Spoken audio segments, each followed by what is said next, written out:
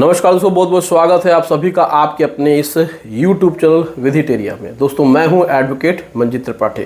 तो दोस्तों आज की इस वीडियो में हम लोग बात करेंगे कि बैंक सिंबॉलिक पोजीशन के बाद कितने दिनों के बाद, सिंबॉलिक पोजीशन का नोटिस देने के बाद, यानी कि अगर आपका सिक्योर्ड लोन है, आपने अपनी प्रॉपर्टी, अपनी दुकान, अपनी ज़मीन, अपनी जायदाद मॉर्गेज रख करके, बंधक रख करके, इक्विटेबल मॉर्गेज करके या रजिस्टर्ड मॉर्गेज करके आपने कोई भी सिक्योर्ड लोन लिया है और आपने उसमें 3 EMI डिफ़ॉल्ट कर दी है और बैंक ने आपको 13/2 की नोटिस दे दी है। 13/2 की नोटिस 60 दिन का समय समाप्त हो चुका है।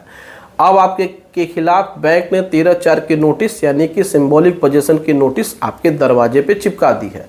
अब इस प्रक्रिया के बाद बैंक कितने दिनों के बाद ऑक्शन कर सकता है, क्योंकि सिंबॉलिक पोजीशन की नोटिस में यानी कि 13/4 की नोटिस में किसी प्रकार से ये नहीं लिखा होता है, उसमें केवल पोजीशन लिखा होता है, रूल 8 लिखा होता है जो कि 13/8 का होता है क्योंकि इसमें बैंक को पावर होता है कि वह आपके प्रॉपर्टी पे सिंबॉलिक रूप से कब्जा ले ले। सिंबॉलिक का मतलब ये होता है कि बैंक केवल नोटिस चिपकाती है और अभी भी आपके पास उस प्रॉपर्टी का कब्जा है, लेकिन जब भौतिक कब्जा लेती है तो बैंक खुद का ताला लगा देती है और आपको घर से बाहर निकाल देती है।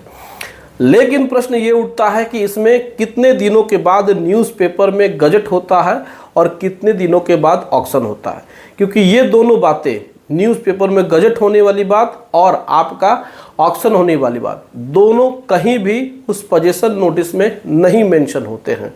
तो इसका जो टेक्निकल होता है, जो प्रैक्टिस है, वो क्या है कि उसमें बैंक अमूमन अगर न्यूज़पेपर में गजट करना है तो उनको 1.5 हफ्ते यानी कि 15 दिन का टाइम वो लेते हैं। वो 1 हफ्ता इंतज़ार करते हैं कि बोरोवर हमारे पास आएगा, हमसे बातचीत करेगा, लेकिन उस 15 दिन के अंदर में ही वह आपके लोकल न्यूज़पेपर में, जो कि न्यूज़पेपर आपके शहर में मिलते हों, ऐसा नहीं कि वो जो न्यूज़पेपर है वो मुंबई मिल रहा है तो वो मुंबई में नहीं करेंगे, वो चेन्नई में कर देंगे, नहीं। लोकल न्यूज़पेपर में एक हिंदी में, एक इंग्लिश में और एक उस स्टेट के रीजनल लैंग्वेज में, अगर मुंबई में है तो मराठी में भी कर देंगे, हिंदी में भी कर देंगे और इंग्लिश में भी करेंगे।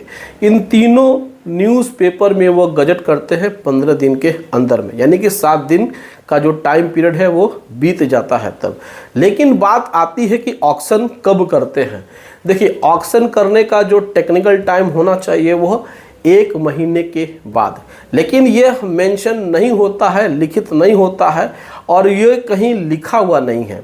यानी सरफेसी एक्ट में भी जाएंगे तो उसमें भी कहीं नहीं लिखा होता है, लेकिन कुछ केसेस में गाइडलाइंस सुप्रीम कोर्ट के द्वारा बनाई गई हैं।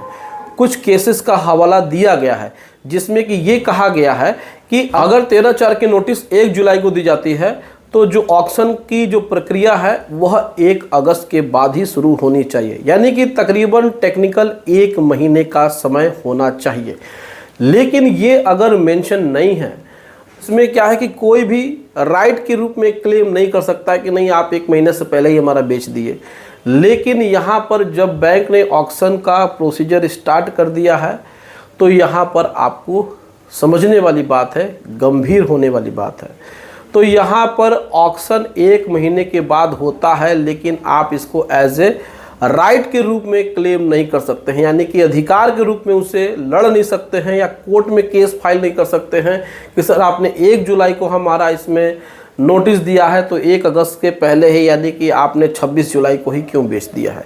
ये मैटर आ सकता है, लेकिन कहीं कहीं कंडीशन अलग हो जाते हैं। लेकिन आप इस बात का नौबत क्यों आने दें, क्योंकि आपके पास राइट ये होता है कि जब आपको 13/4 की नोटिस मिल गई, तो जब आपको 13/4 की नोटिस मिलती है यानी कि 1 जुलाई को नोटिस मिली, तो आपको 1 जुलाई से लेकर के अगले 45 दिनों के अंदर में आपको DRT में यानी कि डेब्ट रिकवरी ट्रिब्यूनल में आपको इसको अपील करना है, चैलेंज करना है कि बैंक के द्वारा बहुत सारी गड़बड़ियाँ की गई, हमें नोटिस समय पर नहीं दिया गया, लोन अमाउंट अलग कर दिया गया, इसमें NPA गलत किया गया, इसमें रेट ऑफ इंटरेस्ट ज़्यादा कर दिया गया, हमारी प्रॉपर्टी का वैल्यूएशन कम किया गया है। बहुत सारे ग्राउंड्स हो सकते हैं जिसमें कि आप सिक्योरिटाइजेशन एप्लीकेशन फाइल कर सकते हैं सेक्शन 17 में, धारा 17 के अंतर्गत DRT में, जिसकी जो मियाद है यानी डेडलाइन है यानी कि जो टाइम पीरियड है वो 45 दिन है। आप हाई कोर्ट वगैरह में भी जा सकते हैं आर्टिकल 226 में रिट फाइल करके भी। तो इसमें क्या है कि एक समय में दोनों जगह नहीं जा सकते हैं ना, DRT और हाई कोर्ट दोनों में से किसी एक जगह आपको जाना होगा। तो बेटर क्या है आपके लिए, ये आप डिसाइड कर सकते हैं। तो इसमें हम आपको बता रहे हैं कि आपका जब सिंबॉलिक पोजीशन का लेटर आ जाता है, नोटिस आ जाती है, तो तकरीबन 1 महीने का टाइम आपको उसमें मिलता है। टेक्निकली रूप से, लिटरली रूप से नहीं, मतलब लिखित रूप में नहीं, लेकिन इस तरीके से 1 महीने का समय माना जाता है। तो आपको बहुत ही सोच समझ करके बैंक से बात कर लेना है। अगर आपका बैंक से ही बात करके डिस्प्यूट ख़त्म हो जाता है, अच्छी बात है, सेटलमेंट हो जाता है या आपका अकाउंट क्लोज हो जाता है, तो भी आपके लिए बहुत ही अच्छा है। अगर नहीं होता है सेटलमेंट या फिर अकाउंट क्लोज नहीं होता है, पूरा पैसा दे करके अकाउंट क्लोज किया जाता है, आप उसमें नहीं करते हैं, तो फिर आप DRT में जल्द से जल्द सेक्शन 17 में ऐसे फाइल करिए, नहीं तो फिर आपके पास कोई राइट नहीं बचेगा और फिर बैंक आपकी प्रॉपर्टी एक बार बेच देगी और उसमें सेल सर्टिफिकेट इशू हो जाएगा, तो फिर आप कुछ नहीं कर सकते हैं, आपकी प्रॉपर्टी आपके हाथ से निकल जाएगी। तो ये थी जानकारी कि सिंबॉलिक पोजीशन के कितने दिनों के बाद बैंक ऑक्शन कर सकता है। उम्मीद है दोस्तों जानकारी अच्छी लगी होगी।